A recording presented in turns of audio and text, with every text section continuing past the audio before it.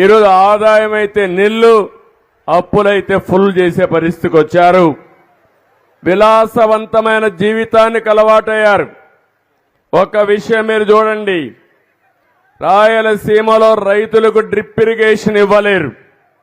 ఒక్క సాక్షి పేపర్కు 403 కోట్ల రూపాయలు అడ్వర్టైజ్మెంట్కి ఇచ్చుకున్నారు. ఎవడబ్బ సొమ్మని అడుగుతున్నా మీ ద్వారా ఈ ఆనాటి ప్రభుత్వాన్ని.